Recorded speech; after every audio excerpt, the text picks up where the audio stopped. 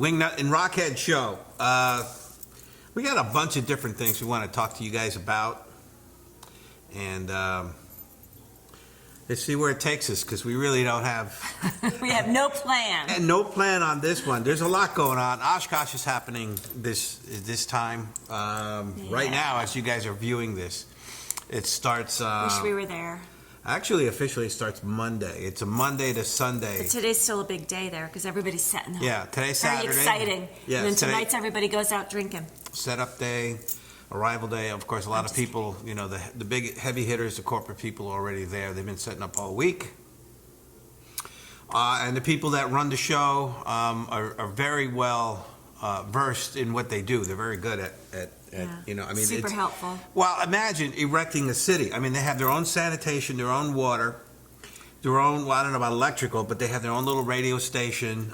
There's a lot of their, you know, it's a very well-oiled machine, you know, to the folks that run the Oshkosh Air Show. And I mean, when we went there last year too, remember we showed up and there was a couple of issues, like with the mud and stuff like that, and there was somebody on the spot, like right there. I forget what her name was, but there's people that helping us out and just doing what we needed them to do. They were awesome. They don't want anybody slipping and falling, and they want to keep the people, the vendors that pay outside anyway. They want, you know, dry area, because otherwise people won't go in that area, and it you know, hinders sales, potential sales for those people and vendors that are out there like us and a bunch of others. But so Oshkosh, for you folks that are out there traveling, go there. Hopefully you have a safe trip back and forth.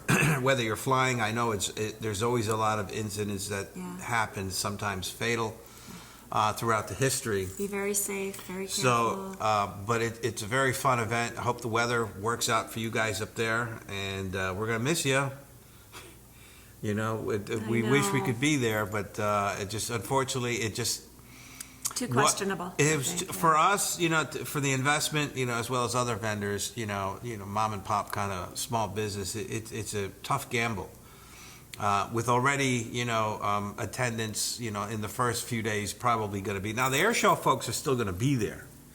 They want, you know, they're diehards. But it's everybody else, you know, the business people, and the ones with deeper pockets the first few days are the ones, you know, because a lot of sales are done in the early part of that event, as opposed to the air show people who just want to go there and look at the airplanes, bring their family. And that kind of thing. We had a few sales just on Sunday, like today, before it even really took flight. Well, as we're setting up, people was like, "Oh, that's really cool." I said, "Hold on, wait till we finish setting up. You'll be the first." So, so Oshkosh, I mean, we're gonna just next year, I think for 2022, we'll just pool our resources and be that much bigger then. I think that's what the plan is going to be. Give us a lot more time also to bring product. We're working on, speaking of products, we're working on a bunch of new ideas here. You know, I mean, obviously we've had a lot of time to think about this with this new show. You know, we have new merchandise. Of course, we still have the Fighting Colors brand that we want to do panels. Expand upon as far as apparel. That we have our jackets, which is right over here. You can't see it, but it's there. We'll show you. Yeah, we have a whole rack full of our own line of A2 jackets now, so which we're, you know, putting artwork on for customers and that kind of thing. We had some folks in earlier today, as a matter of fact. It was sort of last minute kind of thing. I said, that's fine. You know, it's not going to hinder our show. We'll just wait till they leave. So they were here and you know, trying on some jackets and discussing a new commission custom projects piece that, you know, they want to do. It was him and his wife. And then we talked about a lot of other things. This, you know, you chit-chat with the customers, right? So, anyway, we like really nice people. Yeah, we want to, you know, thank Jeannie and John. John, I hope. No, Jeannie. Yeah, Jeannie. Well, Jeannie, because I painted her 3 times already.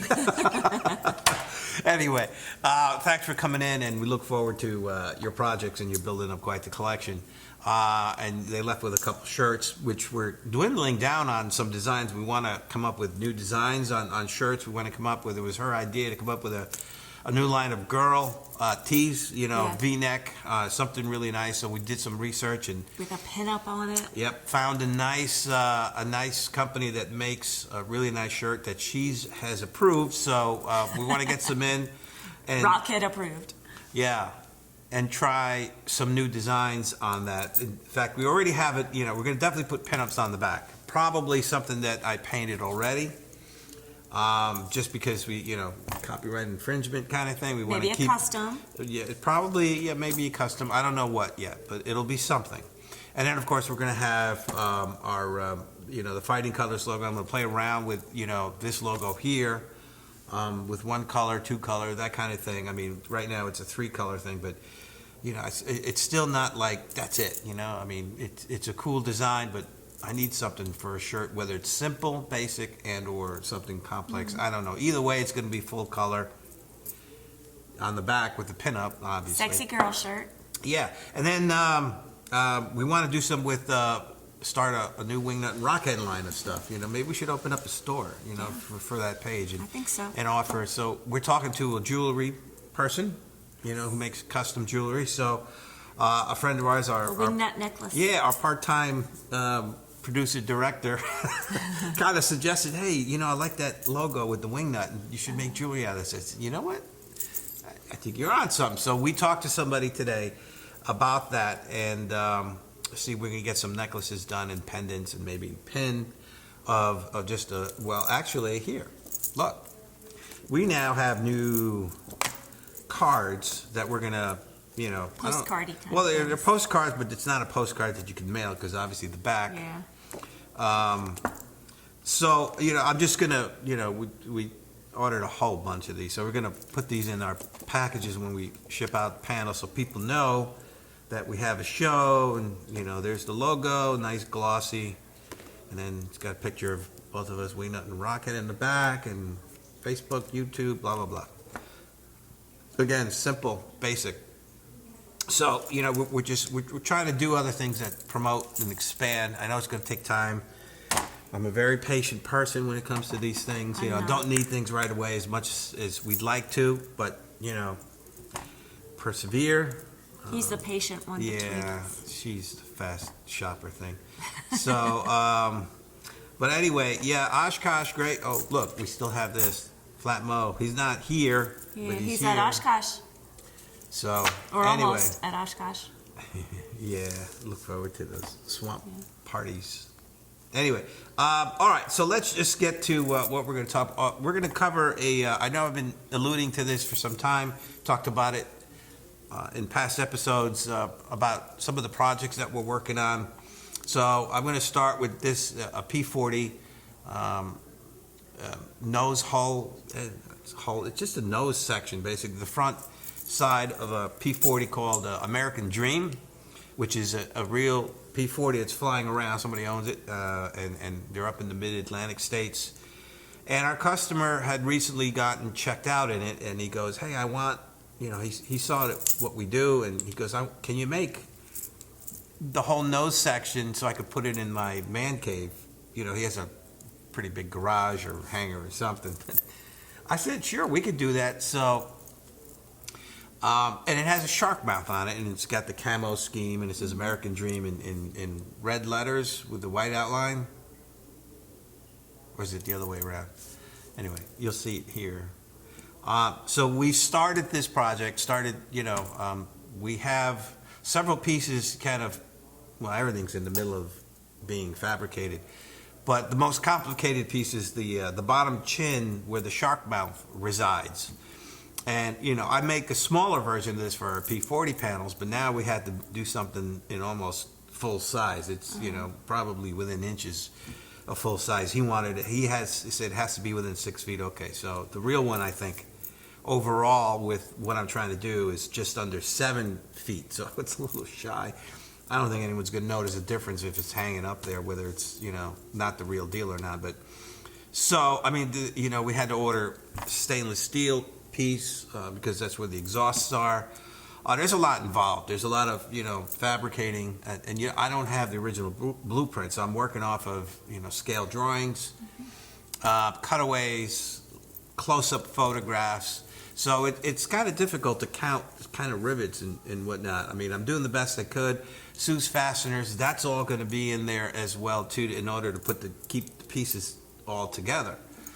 But it's going to be an impressive piece. But you know, this is where we're starting, and you'll see some progress reports here on how this is done. Can't wait.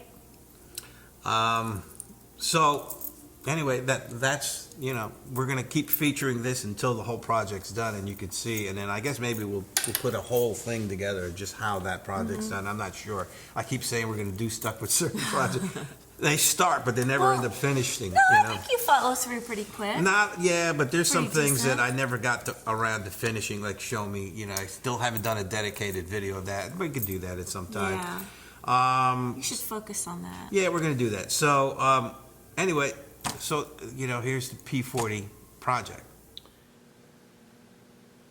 This is the beginning of the P40 nose hull section, I guess, just the front end of it.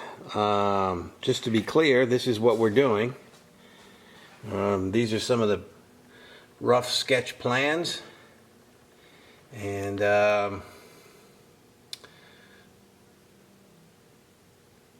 picture of the real thing, so for some reference. Okay, so I started here on the lower chin air intake. Let me, well, we only have half of that there. So I basically, well, starting with, I guess, a drawing. Let me just put this down. A couple other pieces.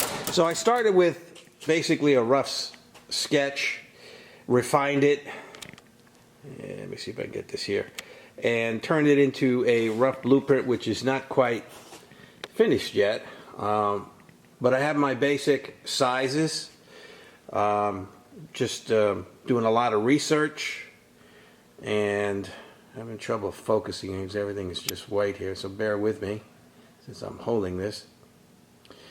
So I figured let me just get the hard part out of the way, which is this, and there's a compound curve, which wasn't easy.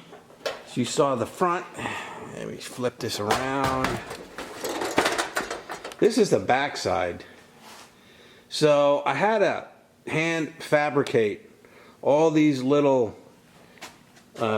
rib supports that are in the back, because if you look at the real thing, that's what they are. They had to be hand formed, as you could see. They're not easy. They are rounded, and to make matters worse, if you could look here, there, they are curved, some in sort of a slight S-shaped, just because that's how the panel is on the nose of the airplane. So I had all these put in, again, using no blueprints, just photographs, studying them.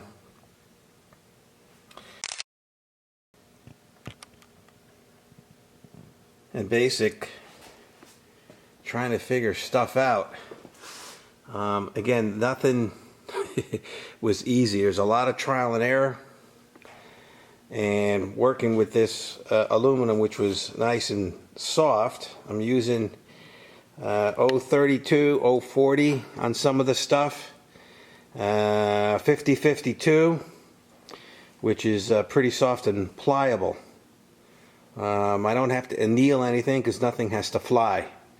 Alright, so let me put this thing back. Oh, you can see all these line scorings are from the English wheel, going back and forth and getting this compound shape. I don't know if you could see this here, but it is curved and flat in some areas, but that's what we have working with. Alright, so after doing that, I have a couple of other pieces cut here, as you can see. There's a stainless steel where the exhaust is going to be. This piece here see if we could focus in on some of the markings that I have put on here and measurements. I haven't blueprinted this piece yet, but we're working on it. And there is where that I guess the cheese grater, I'm not sure what they call that, this piece here. So we're gonna work on that, and looking at the photograph, that's what it looks like. So what's gonna happen is these long pieces now, which I'm gonna start drilling and cutting out the sections for this. I don't know if you could see this here again.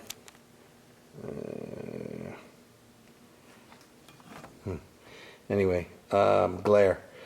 So this piece and one other piece will be riveted together with the stainless steel. Let me bring it here. So this piece is this one and this one.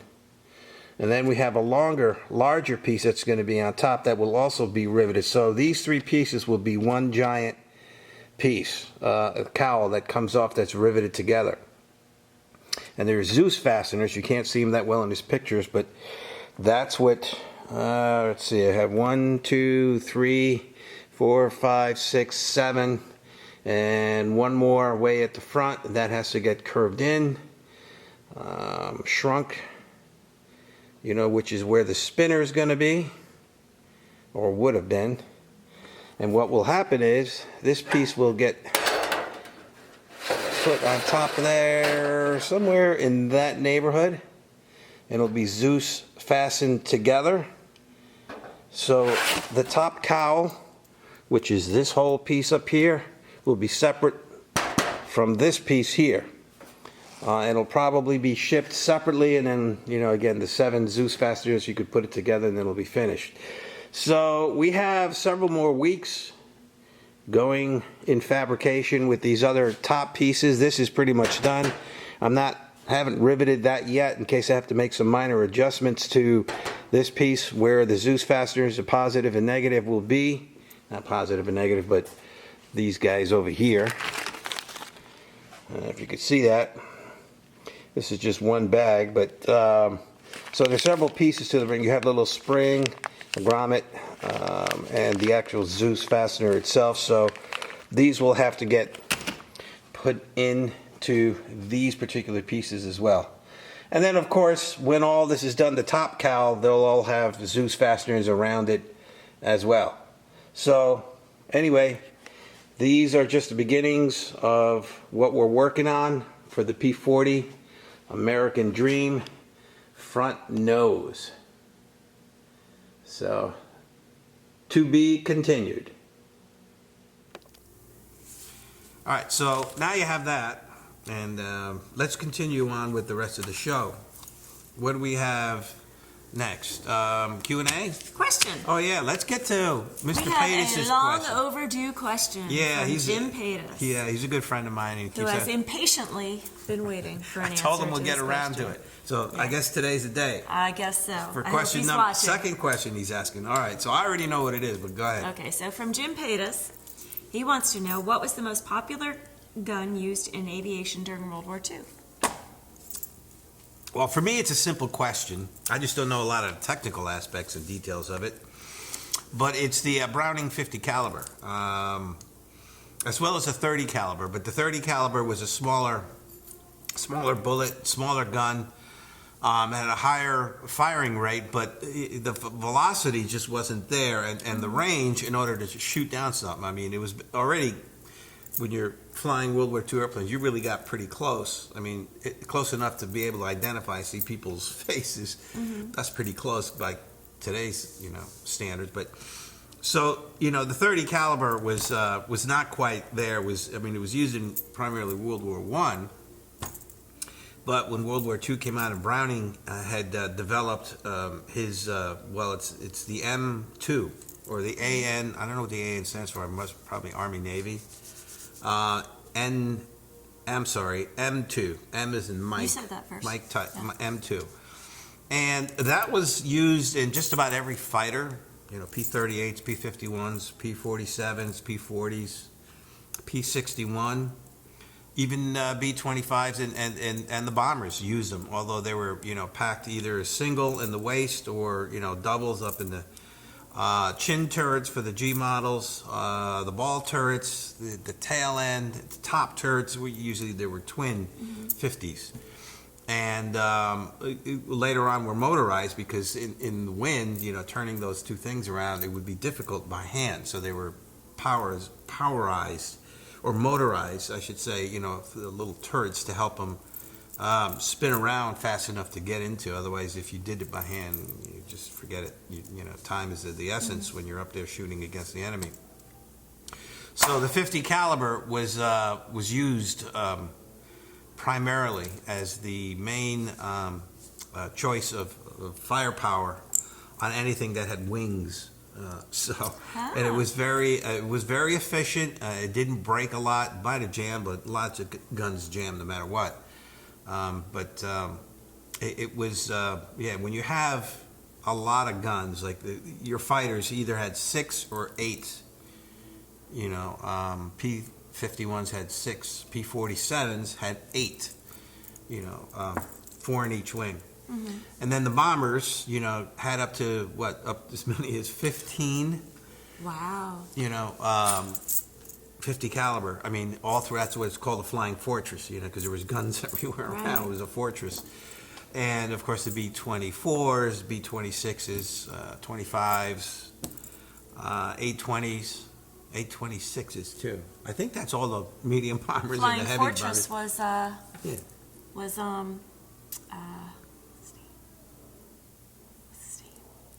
Wolf Huffman? Yes, Wolf Huffman's guitar.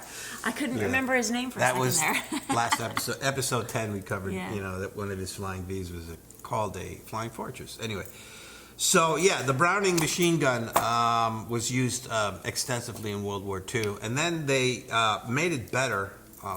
They came out with a newer version of it, the M3.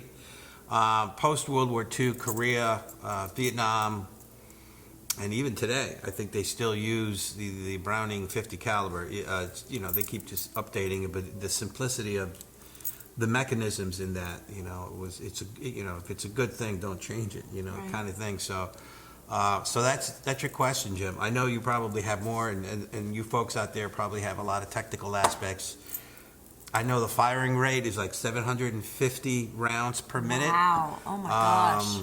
Until the barrel gets too hot, and then it can melt. The barrel expands and can get red hot if you continue firing. You're not supposed to have the continuous firing because the gun will seize at some point. So you're supposed to do just light bursts. Wow. And also to keep it from jamming as well. So anyway, so that's it. Oh, the gun weighed 64 pounds. Wow. That's without ammunition. That's just the gun. That's a heavy gun. It is a heavy gun. I mean, some guys used to carry it. Carry them around, I remember in training carrying around an M1, and that was like, 7 pounds? And we used to complain about that. I cannot imagine. Again, young kids, and your adrenaline's going, and you're in the heat of the heat of battle. You don't really think about how heavy it is. You just grab it and go and do what you can. That is crazy. All right, so there's your question, Jim, and we look forward to your next one. I'm sure it's coming soon. He's probably got a list of them saved up. He's writing as we speak. Anyway, great. We'll have to catch up with you guys soon in person, so hopefully we'll see you soon. All right, fun fact. Okay, what's our fun fact? Fun fact is about the Spitfire. Yay. Okay, so the Spitfire is the only British fighter plane on continuous production during World War II. And it was named for its strong, fiery character. That's what Spitfire means, strong, fiery character. Cool. And that's an Elizabethan term. That's where that came from. It's one of the first to have a retractable landing gear. More than 20,000, just over 20,000 were produced. And the best part is that there was a British brewery who heard that pilots, after, long days of just flying around, bombing things, shooting things, whatever, they wanted nothing more than to throw back a beer. So what they did was they created this barrel that could be put in the plane, and it would allow them to drink beer whenever they wanted to. I thought it was a, fuel tank that they cleaned up. Well, you know what? I read a couple of different things. There was one thing that said that they cleaned up a barrel to fit into the fuel tank, and then I heard like a that liner. and then Oh, okay. something else that I read also said that they took a fuel tank and they had it steam cleaned and put beer in that fuel tank and then gave it to them. Now, But does it there say were- anything about pressurization? Because beer sloshing around, It doesn't. you know what happens? It expands. It says could be a nothing bomb. about that. Maybe there's less of it, Because so an it airplane doesn't do that. bouncing around in an airfield. I don't know. So I'm not sure if they actually put it in the fuel tank itself or if they actually created a barrel to fit in the fuel tank, because I read both things. And maybe it's a little bit of both, because they said not all of the Spitfires had the capacity to do that, but some of them did. Everything that I read said that some of them were able to do that. So that's pretty cool, huh? Interesting. Yeah. Ingenuity. Where there's a way, there's a will. I did hear a similar story. We'll talk about that another time. But Or where there's a will, there's a way. yeah. Didn't I say that? You said where there's a way, there's a will. You know, the older I get, I have a little slight dyslexia. And I do this when I'm writing things. I get ahead of myself. I'll put letters backwards, And now I guess Well, the older I get, I just forget things. guys, don't get old. That's the trick. It's inevitable. All right, so then we have, we did the shout out to Oshkosh show. I guess Yeah. that kind of wraps things up here. I guess so. We need more questions, guys. Yeah, I mean, we're getting spoiled because last week's show was like an hour long, just over an hour long, an hour and a minute or something like that, and that was the longest show we've done. And we try to keep these within half hour or so, just so we keep your attention, right? So anyway, okay, so if you have any more questions for future shows, give us a holler, send us emails. You guys know how to get a hold of us, right? And we will keep you updated on the T-shirts and the necklace. Oh, yeah. Or anything else that we come up with. Right, maybe we'll have, he's not nearby us, so I don't know. If he ever gets a chance to come up this area, maybe we'll have him on. Who? The jewelry designer. Oh, Maybe we'll do a Zoom thing. Yeah, that would be a See good how he's idea. doing. Oh, actually, that's Anyway. a great idea. Yeah. I guess that's it. So, let us know what you think. Follow us. Subscribe to the Nose Art One channel, which where you're finding all these, as well as links on our WingNut RockHeasd page, like that. Fighting Colors page, Gary Velasco page. I guess those three are good for now, right? I mean, you can go on and on and on, but It'll work. check them out, and we'll see you next week on the WingNut RockHeasd show. See ya.